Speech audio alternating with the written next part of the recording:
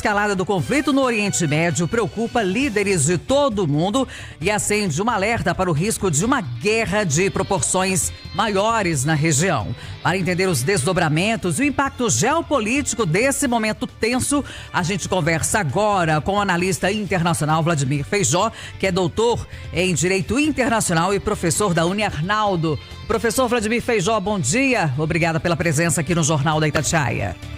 Bom dia, Kátia. Uma situação tensa, muitas coisas acontecendo, mas seguindo, acompanhando na medida do possível.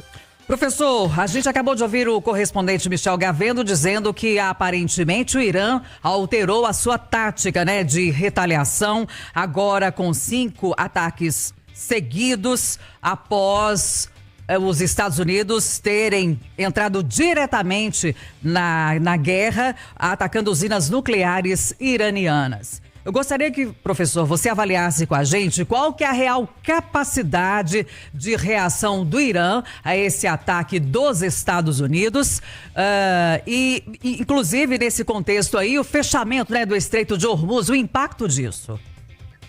Pois é, Kátia, o Irã se prepara há um tempo para um embate com os Estados Unidos, não consegue atingir alvos diretamente no território dos Estados Unidos, mas sim tem capacidade de lançar mísseis ou então usar da sua marinha contra bases americanas que estão próximas ao Irã. Isso significa em países vizinhos ali. O Estreito de Hormuz, por onde passa 21% do petróleo do mundo, por volta de 10% do que a gente consome, 15% do gás liquefeito, é importante elemento para a economia global. E o Irã, por muito tempo, tem esse controle estratégico, afinal está no seu mar territorial, desde que usado para fins pacíficos, deve ser mantido aberto. Porém, como há também passagem de instalações militares, o Irã diz que se reserva ao direito de fechá-lo e controlar para evitar que inimigos tenham a chance de atacar o país. Kátia, eu só queria complementar a explicação da preocupação do que acontece hoje, porque não só Israel quanto o Irã mudaram as suas táticas de ataques na madrugada e agora seguindo com ataques durante o dia, o que é novidade. Israel parece que agora optou por atacar instalações que vão causar instabilidade ao regime, além de atacar a universidade, a sede da Cruz Vermelha, também a sede da polícia, que é a Guarda Revolucionária, também a porta de uma prisão buscando soltar pessoas na sociedade iraniana. E em contrapartida, o Irã respondeu com novos tipos de mísseis, objetivando alvos civis, sedes de governos locais em Israel e também instalações de energia elétrica. Isso é muito preocupante e é por isso que ontem, no Conselho de Segurança, todos os países, inclusive Estados Unidos, pediram para a interrupção dos ataques. Quase todos os países, 13 deles, pediram a volta das negociações, com exceção de Israel e Estados Unidos, que acreditam que não existe espaço hoje para negociar com o Irã. Ô, professor Vladimir Feijó, o senhor acredita que a retaliação do Irã, a reação do Irã, vai ficar nesse fechamento do Estreito de Hormuz e nos ataques a Israel? Ou ele pode ampliar, tendo ação mais ousada de atacar bases militares dos Estados Unidos?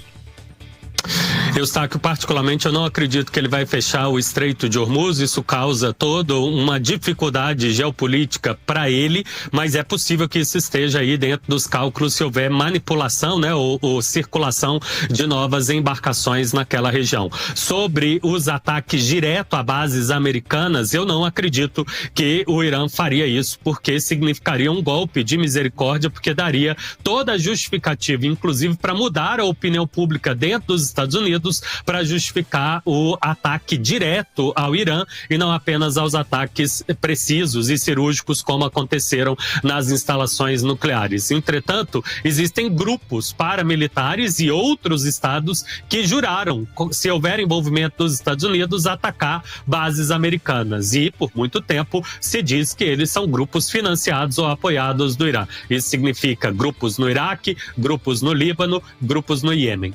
Professor, para a gente concluir, o Irã tem aliados fortes, aliados que podem enfrentar os Estados Unidos no mesmo nível?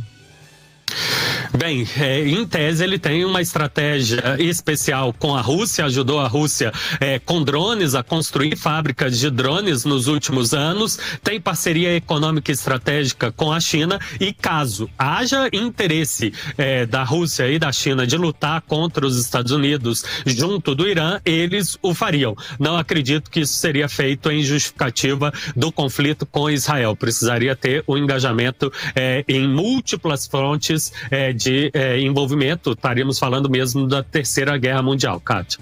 Ô professor, mas só acredita nessa questão de Terceira Guerra Mundial? Porque alguns analistas dizem, algumas autoridades temem isso. Qual que é a opinião do senhor?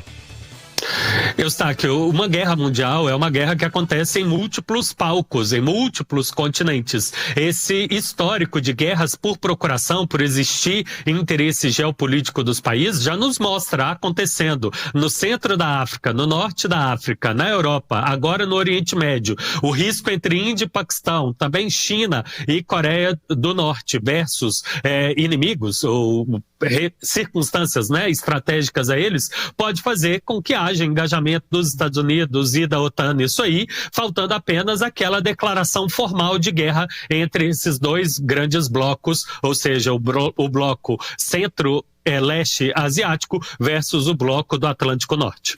Professor Vladimir Feijó, analista internacional, doutor em Direito Internacional e professor da Uniarnaldo.